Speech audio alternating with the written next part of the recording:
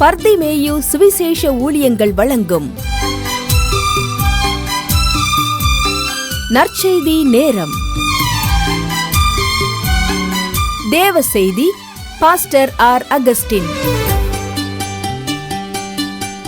இந்த நாளில் உங்களோடு பேசி வருகிறேன்.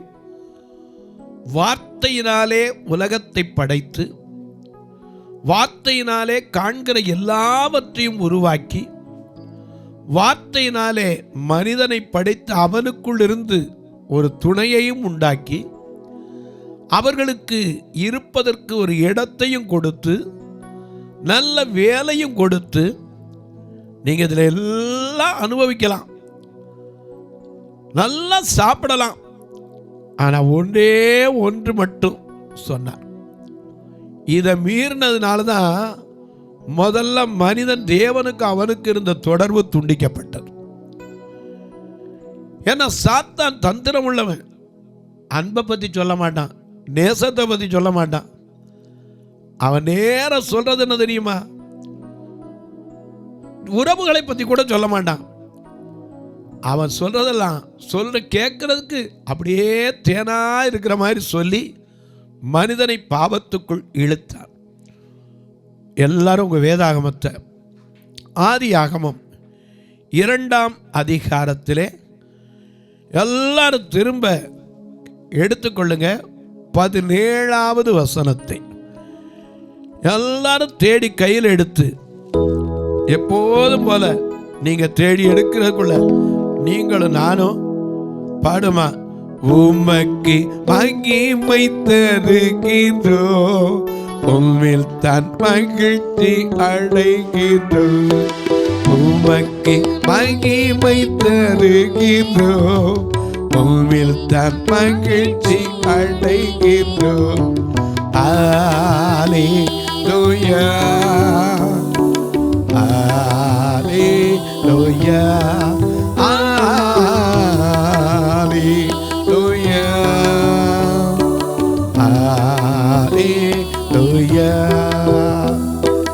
உமக்கு மகிமை தருகிறோம், உம்மில் தான் மகிழ்ச்சி அடைகிறோம். உமக்கு மகிமை தருகிறோம், உம்மில் தான் மகிழ்ச்சி அடைகிறோம். அல்லேலூயா, அல்லேலூயா,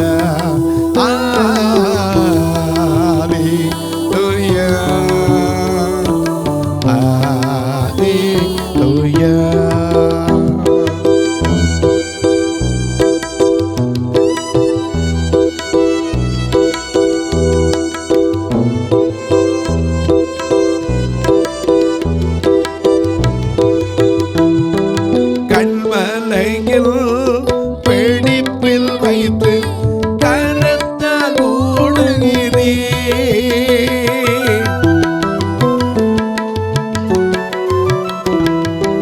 கண்மலையில்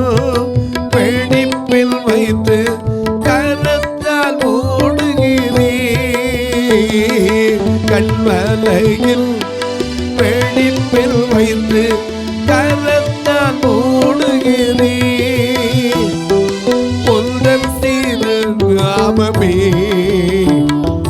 பரிசுத்தமாகணுமே,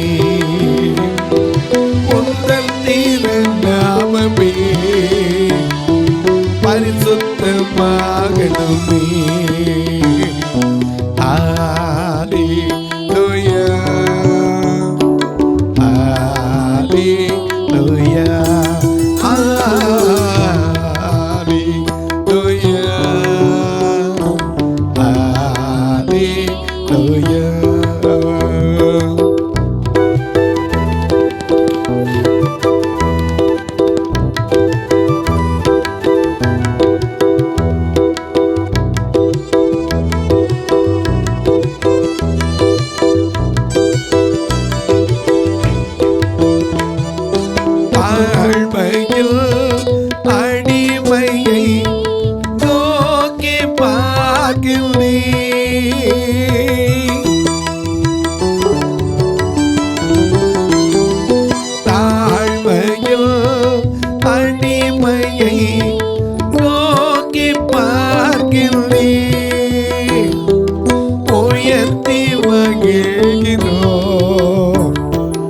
ஒரு கோடி ஸ்தோத்திரமே உயர்த்தி மகிழ்கின்றோம்.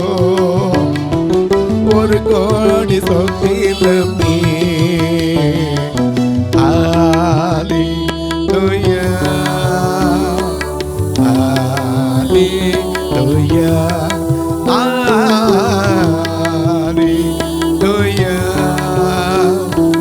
ஹல்லேலூயா. உமக்கு மகிமை தருகிறோம், உம்மில் தான் மகிழ்ச்சி அடைகிறோம். உமக்கு மகிமை தருகிறோம், உம்மில் தான் மகிழ்ச்சி அடைகிறோம். ஹல்லேலூயா ஹல்லேலூயா ஹல்லேலூயா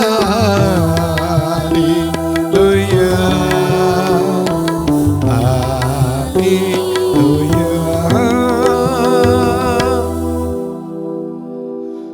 நல்லா கொண்டுட்டு போய் அருமையான ஒரு தோட்டத்தையே கொடுத்தார்.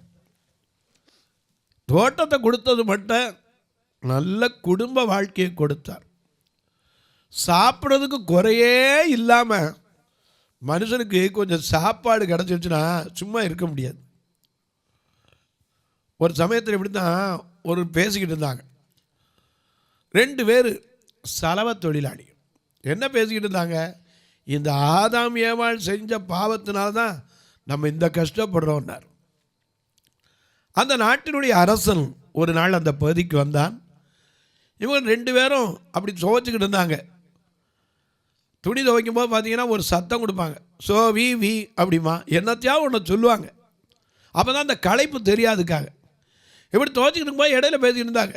அப்பா என்ன கஷ்டமாக இருக்குது, இந்த ஆதாம் ஏவாள் செஞ்ச பாவம் இல்லைன்னு நமக்கு இத்தனை பாடா. அப்படியே உட்கார்ந்த இடத்துல நல்லா சாப்பாடு கொடுத்தாரு, இருக்க இடம் கொடுத்தாரு, எல்லாம் கொடுத்தாரு.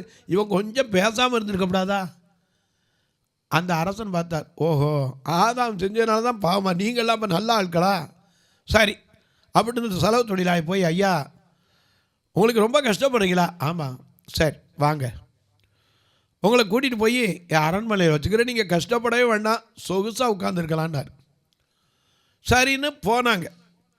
அங்கே போய் ஆண்டவர் சொன்னபடி அந்த அரசன் என்ன செய்தால் அவனுக்கு நல்ல ஒரு இடத்த கொடுத்து, நீங்கள் 2 பேரும் நல்லா சாப்பிட்டு நிம்மதியாக இருக்கலாம், உங்களுக்கு வேணுங்கிற சாப்பாடு ஒரு குறை இருக்காது, நீங்கள் சந்தோஷமாக இருக்கலாம். ஆனால் ஒரே ஒரு சின்ன காரியம். என்ன அரசே, இங்கே ஒரு பெட்டி வச்சுருக்கேன் பார்த்தீங்களா? ஆமாம், இதை மட்டும் என்ன செய்யக்கூடாது, என்னன்னு கேட்கவும் கூடாது, பார்க்கவும் கூடாது, அதை பற்றி என்ன செய்யக்கூடாது, சிந்தை கூட வைக்கக்கூடாதுன்னார்.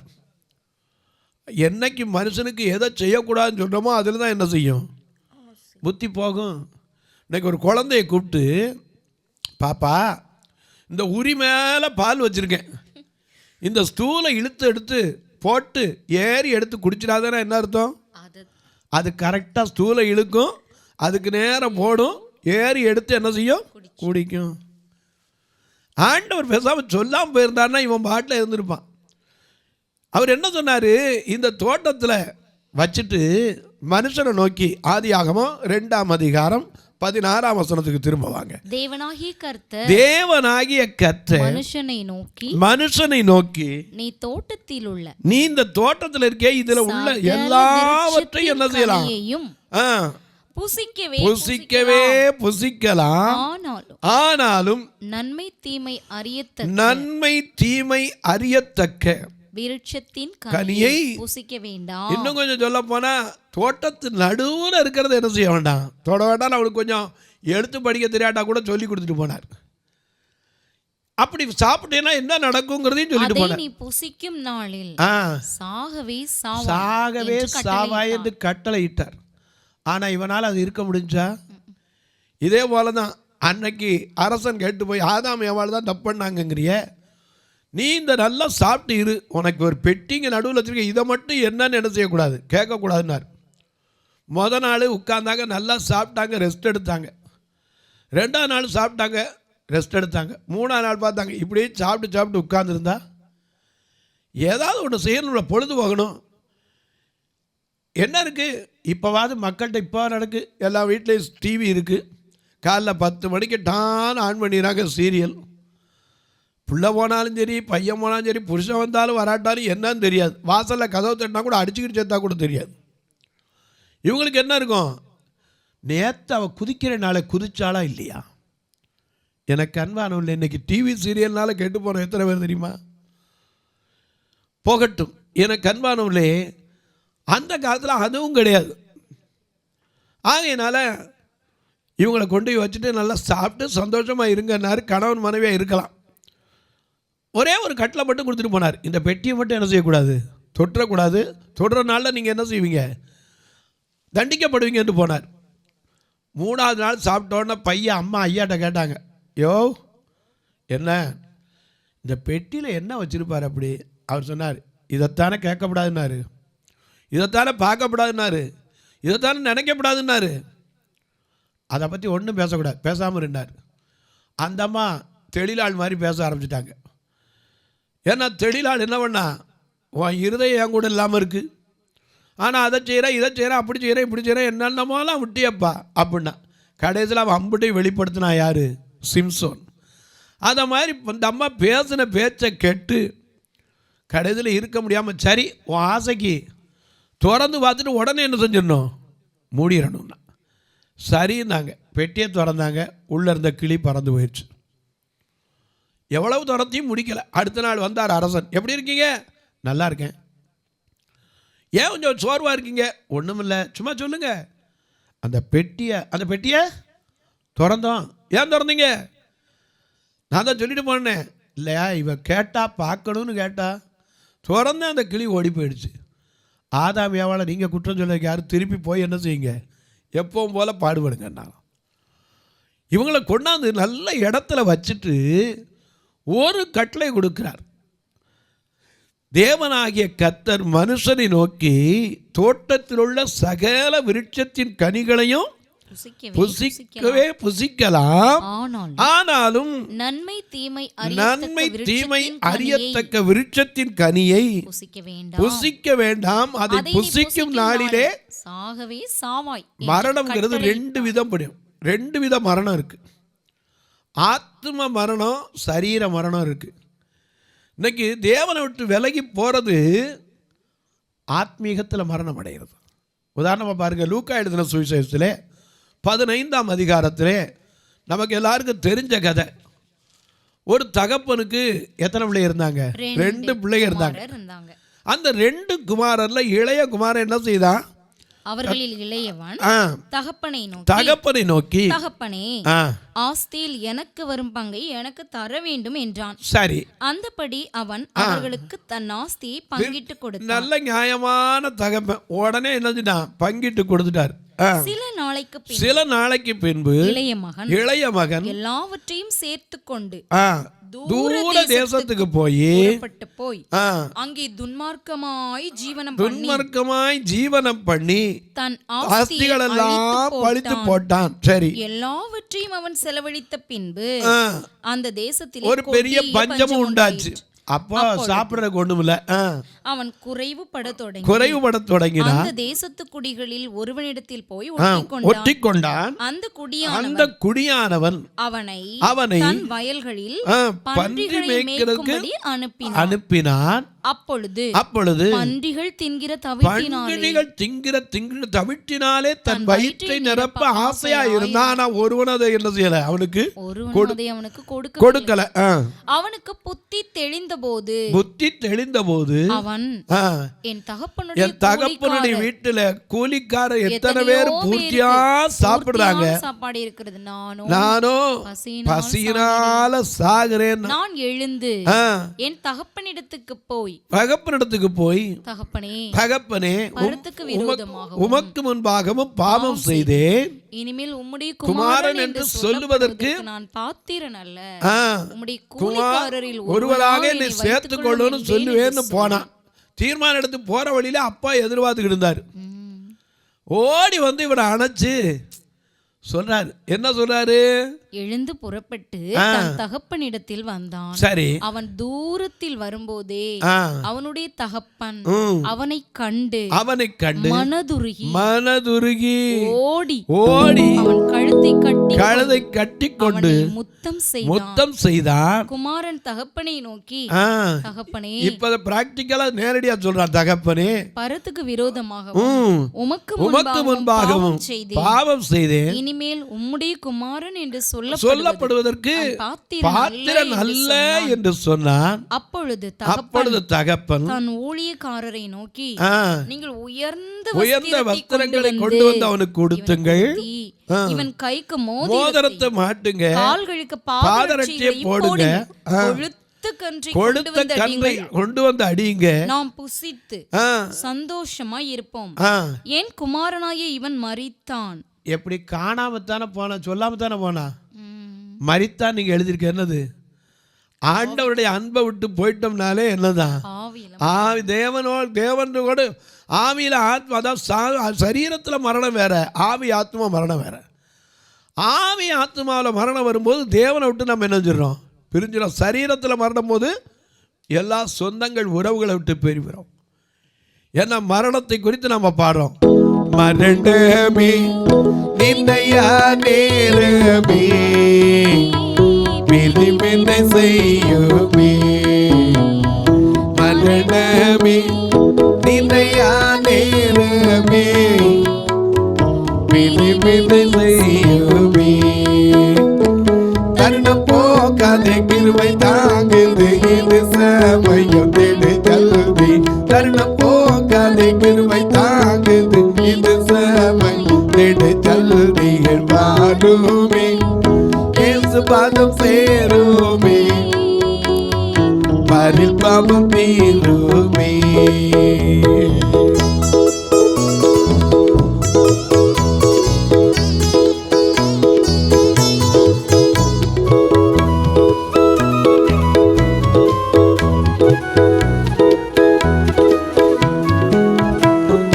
பாவமே அது பொல்லாமேசமே, அது உன்னை நாசமா,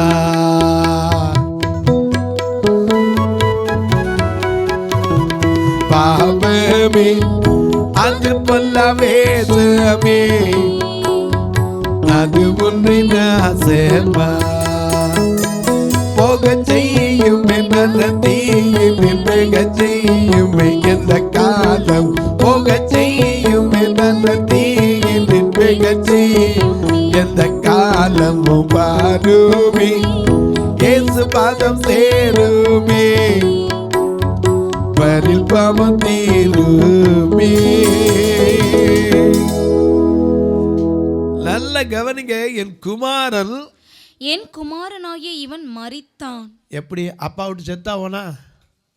அன்பை விட்டு பிரிந்து ஒரு மரணம்ங்கிறது பிரிகிறதுங்க. அதனால தான் இன்னைக்கு சொல்றோம், தன் பிள்ளையெல்லாம் விட்டுட்டு எடுத்துக்கொள்ளப்பட்டார், பிரிந்து போயிட்டார் அப்படின்னு சொல்கிறோமே. மரணம்ங்கிறது சரீர மரணத்தில் அதுக்கப்புறம் பிரிவினை வந்துட்டால் பேசவே முடியாது. அதனால தான் நம்ம ஆளுக்கு அப்போவும் வாய் கட்டு போட்டுரும். ஏன்னா ஏதாவது கேட்டுறப்படாது, வாயத்து கட்டுறா முதல்ல போகட்டும். எனக்கு அன்பானே, மரணம் என்பது பிரிவினை. இங்கே சொல்லும்போது நீ சாகவே சாவா, இதை புசிக்கும் நாள்னா என்ன அர்த்தம்? உனக்கு எனக்கு இருக்கிற உறவு, ரிலேஷன்ஷிப், ஒரு தகப்பன் பிள்ளைக்கு இருக்கிற உறவு போல இருக்கிற அந்த உறவு என்ன செஞ்சிடும்? பிரிஞ்சிடும். சாகவே சாவாயினா ஆதாம் என்ன செத்தாவோனா சொல்லுங்க? இல்லையே.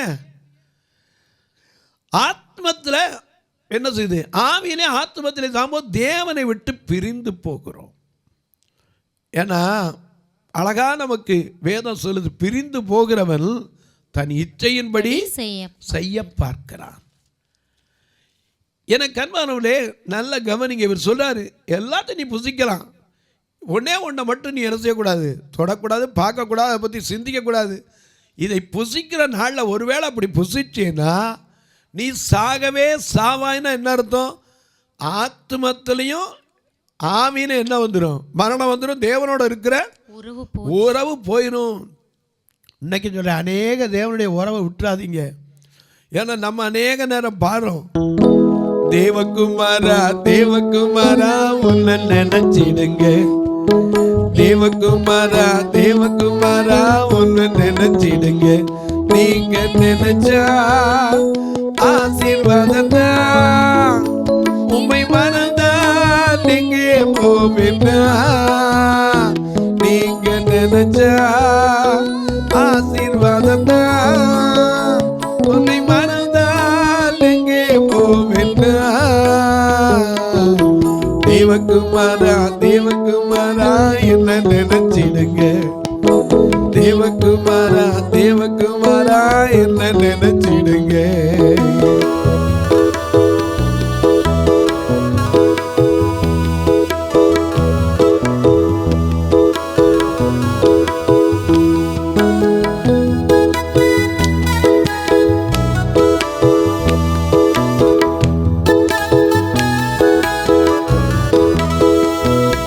உம்மை மறுதலித்தவனா அது உமக்கே தெரியும்.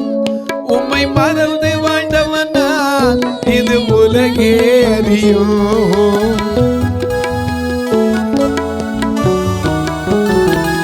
உம்மை மறுதலித்தவனா அது உமக்கே தெரியும். உம்மை மறந்து வாழ்ந்தவனா இந்த உலகே அறியும்.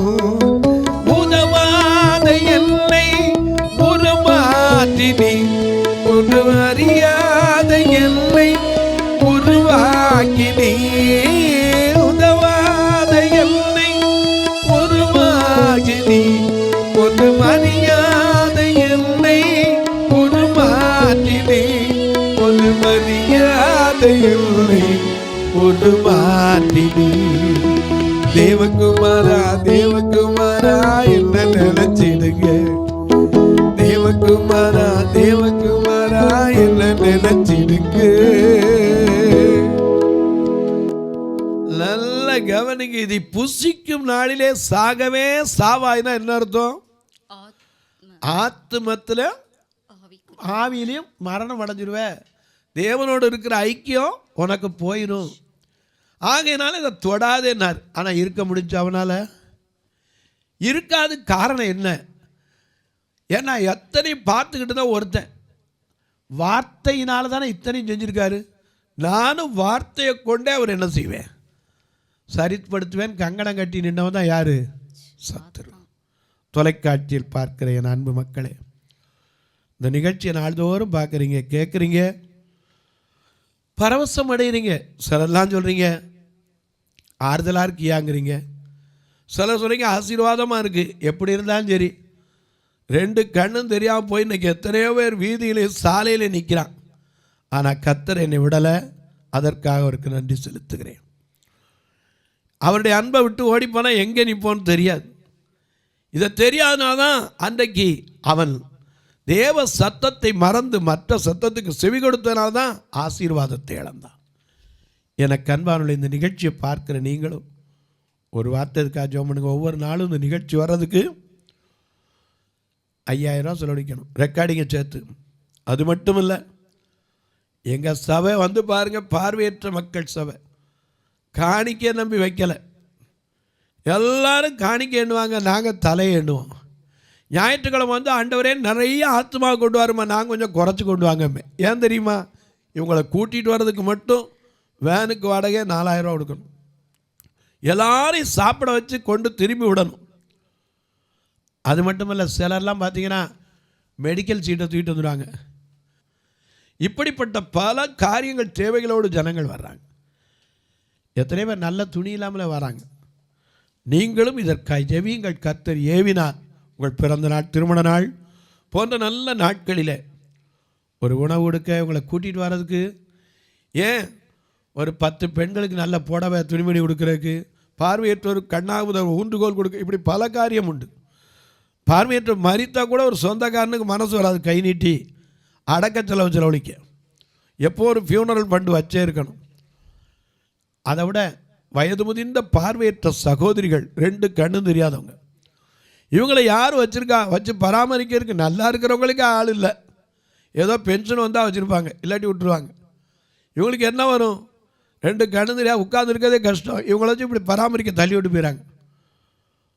போன வாரத்தில் கூட ஒரு அம்மா என்கிட்ட வந்தாங்க, 70-75 வயசு இருக்கும், மதுரையில் வச்சுருக்கிறேன். அந்த அம்மா சொன்னாங்க, எனக்கு சொந்தக்காரங்களெல்லாம் அம்மா இறந்துட்டாங்க, அப்பா இறந்துட்டாங்க, சொந்த அக்கா ஒருத்தி இருந்தால் அவளும் இப்போ இறந்து போயிட்டா, ஒருத்தருமே இல்லையா என்னை வச்சு பராமரிச்சுங்கன்னு வந்து அழுதா. நான் சொன்னேன், இருமா தாராளமா, ஏன்னா இயேசு சொன்னார், என்னிடத்தில் வருகிற ஒருவரையும் நான் புறம்பே தள்ளுவதில்லை. இப்படிப்பட்ட மக்களுக்காகவும் கர்த்தர் ஏவினால் நீங்களும் உதவலாம். எப்படி? இதில் 2 ஃபோன் நம்பர் வரும், இது வழியாக தொடர்பு கொள்ளுங்க. கணக்கு வைக்கிறவங்க இருந்தால் ஐயா என்கிட்ட கேளுங்க, அதுக்கு வழி இருக்க சொல்கிறேன். உங்கள் ஜபக்காரியம் எதுவும் இருந்தால் காலை 10லேருந்து 5 மணிக்குள்ளே தாராளமாக தொடர்பு கொள்ளுங்க. எமர்ஜென்சினா அதுக்கு ஒரு எக்ஸம்ஷன் உண்டு. ஏன்னா ஆஸ்பத்திரியில் போனீங்கன்னா எப்போ ஒரு கேஸ்வாலிட்டி வச்சுருப்பாங்க, ராத்திரி 12 மணிக்கு போனால் கூட அட்மிட் ஆகலாம். அந்த மாதிரி ரொம்ப எமர்ஜென்சின்னு இருந்தால் நீங்கள் தாராளமாக தொடர்பு கொள்ளலாம். உங்களுக்காக ஜெபிப்பேன். இப்போ உங்களுக்காக ஜெபிக்கட்டுமா? அன்பின் பரலோக பிதாவே, ஆசீர்வதிக்கப்பட்ட அந்த நல்ல நாளில் எங்களுக்கு கொடுக்கப்பட்ட ஆசீர்வாதத்தை காத்து கொள்வதற்கு எங்களுக்கு ஞானத்தை கொடு சுவாமி. உம்முடைய வார்த்தையினாலே எத்தனை ஆசீர்வாதங்களை எங்களுக்கு கொடுத்திருக்கிறீர். நீர் சொன்ன பாதையை நாங்கள் தவறி போய்விடாதபடிக்கு 1 யோவான் 5:18-19 படி தேவனால் பிறந்த எவனும் பாவம் செய்யான் என்று அறிந்திருக்கிறேன். தேவனால் பிறந்தவன் தன்னை காக்கிறான், பொல்லாங்கன் அவனை தொடான். நாம் தேவனால் உண்டாயிருக்கிறோம் என்றும் உலகம் முழுவதும் பொல்லாங்கனுக்குள் வீழ்ந்து கிடக்கிறது என்றும் அறிந்திருக்கிறோம் என்றானே. அந்த ஞானமுள்ள இருதயத்தை எங்களுக்கு கொடு சுவாமி. இந்த ஊழியத்தை தாங்குகிற, ஜெபிக்கிற, கொடுக்கிற எல்லா மக்களுக்காய் ஜெபிக்கிறேன். பிறந்த நாள், திருமண நாளை நினைவு கூறுகிறவர்களுக்காய் ஜெபிக்கிறேன். வியாதி படுக்கையில் இருக்கவரை ஜெபிக்கிறேன். தங்களுக்கு அன்பான இழந்து தவிக்கிற ஆறுதலற்ற மக்களுக்காய் ஜெபிக்கிறேன். இந்த நாளிலும் கூட ஐயோ மருத்துவர் என்ன சொல்ல போகிறாங்களோ, எனக்கு பயாக்சி எடுத்திருக்கேன், எனக்கு ஒரு டெஸ்ட்டு கொடுத்துருக்கேன், ஒரு ஸ்கேனை கொண்டுட்டு போகிறேன், நல்ல செய்தி வரணும்னு சொல்லி மனப்பதட்டத்தோடு இருக்கிற ஒவ்வொருவருக்காய் ஜெபிக்கிறேன். வேதம் சொல்லுகிறபடி நன்மையான எந்த ஈவும் பூரணமான எல்லா வரங்களும் பரத்திலிருந்து உண்டாகி ஜோதிகளின் பிதாவினிடத்திலிருந்து இறங்கி வருகிறது என்று சொன்ன வார்த்தையின்படி நன்மைகளை இறங்கி கொடும். வானத்திற்கும் பூமிக்கும் சகல அதிகாரம் கொண்ட இயேசு கிறிஸ்துவின் ஈடு இணையற்ற வல்லமையுள்ள நாமத்தில் ஜெபிக்கிறேன் நல்ல பிதாவே, ஆமென், ஆமென். சபை ஆராதனை ஞாயிறு காலை 10 மணி முதல் 12 மணி வரை. இடம் பர்திமேயு சுவிசேஷ ஆலயம், அன்னை சத்யா நகர், இளமனூர் அஞ்சல், சக்கிமங்கலம் வழி, மதுரை மாவட்டம். பின்கோட் 625201 மற்றும் பர்திமேயு சுவிசேஷ ஜெப வீடு, flat number 107, Eden garden, Muthur, Tirunelveli. Pincode 627011. சிறப்பு உபவாச கூட்டம் ஒவ்வொரு மாதமும் 2வது சனிக்கிழமை காலை 10 மணி முதல் 1 மணி வரை நாகர்கோவில் YMCA ஹாலில் வைத்து நடைபெறுகிறது. மற்றும் ஒவ்வொரு மாதமும் 4வது சனிக்கிழமை காலை 10 மணி முதல் 1 மணி வரை திருநெல்வேலி புதிய பேருந்து நிலையம் அருகில் உள்ள கிரேஸ் ஹாலில் வைத்து நடைபெறுகிறது. எங்கள் எல்லா ஆராதனைகளிலும் கலந்து கொண்டு தேவனை மகிமைப்படுத்த அன்பாய் அழைக்கிறோம். உங்கள் உதாரத்துவமான காணிக்கைகளினால் இவ்வூழியத்தை தாங்க விரும்பினால் R. Augustine, account number 5021364331, IFSC code IDIB 000B066, Indian bank, BP Kulam, Madurai. GPay number 9842181917, BGM ministries மற்றும் 9442559772, பிளைண்ட் மினிஸ்ட்ரீஸ் அகஸ்டின். உங்கள் தொடர்புக்கு பாஸ்டர் R. அகஸ்டின், பர்திமேயு சுவிசேஷ ஊழியங்கள், நாகமலை, புதுக்கோட்டை, மதுரை 625019. தொலைபேசி எண்கள் 9842181917 மற்றும் 9442559772. கர்த்தர் தாமே உங்களை ஆசீர்வதிப்பாராக.